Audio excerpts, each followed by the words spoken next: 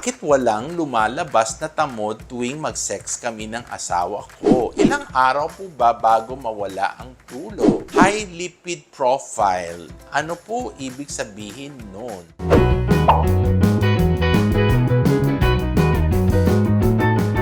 Hello mga ka-Twilight! Ako po ang iyong friendly urologist na si Dr. Joseph Lee. Dito sa aking channel, sasagutin ko na ang inyong mga katanungan. Tanong nyo, sagot ko. Mula kay Ben Madrigal, bakit walang lumalabas na tamod tuwing mag-sex kami ng asawa ko? Dapat tingnan yan, magpasuri ka agad kasi we have to check your testicles kung ano yung production. Now, do some semen analysis. Or worst comes to worst, kung wala talagang seminal fluid, we have to do other evaluation like yung hormonal evaluation sa serum testosterone, ganyan, para makita natin kasi baka walang stimulation. Especially the prostate, no? Siguro, i-check na rin natin, isama na rin natin yung ultrasound ng prostate para makita yung struktura ng prostate. Because you remember, your prostate gland is where you produce your seminal fluid. Okay? Magpa-check lang tayo, Ben. Okay? Mula kay Hernando, ilang araw po ba bago mawala ang tulo? When you have your yellowish discharge at makita natin na talagang STI tayo, bigyan ka ng prescribed medication. After 10 days, magpa-urinalysis, urine culture. Pag okay na siya, pwede na yan. Okay?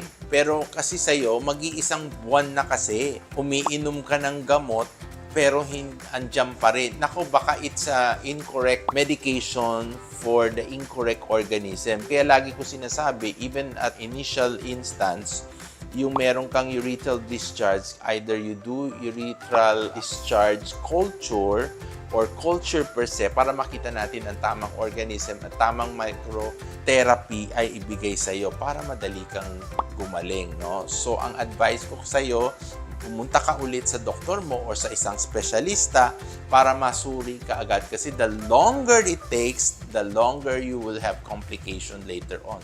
You can even have urethral stricture, the worst comes to worst, no? Mula kay Guillermo Castro, Doc, lumabas po sa resulta ng medical exam ko na high lipid profile. Ano po ibig sabihin nun? May advice kasi lang yung nurse na umiwas sa fatty at salty food. Tama naman ang lifestyle change ng nurse mo. But siguro we have to look into ano ba ang lipoprotein profile mo. Is it the high lipoprotein na or high density na pwedeng sabihin natin that's good lipoprotein, so you don't have to worry about, kasi mas nakakatakot yung LDH, yung low density lipoprotein, no? Then you have change shift or the lifestyle with regards to eating habits, no? So andyan don't eat too much saturated fatty acids, mga salty food, mga ganun, everything. Yung Genesis Organic Spirulina, pwede inumin yan kasi it has phytosterol, phytochemicals, flavonoids, and anthocyanin that can all fight for your cholesterol and salty food. Pero lagi natin sinasabi, hindi siya gamot, pero it can control. Now, kailangan ayusin pa rin ang lifestyle. Baka kala ninyo, umiinom kayo ng Genesis Organic Spirulina as a supplement, okay na rin, kain ka rin ng kain, tsubog kayo ng tsubog. Hindi pwede, no? So, you totally have to change your lifestyle and dapat mag-behave at magpatingin sa doktor niyo. Okay? At yan ang sagot sa inyong mga katanungan. Huwag kalimutan mag-subscribe at i-click ang notification bell. Post your question in the comment box below dahil dito sa aking channel. Tanong nyo, sagot ko. Muli ako po ang inyong Twilight-friendly urologist na si Dr. Joseph Lee saying hello but never goodbye. Thank you for watching.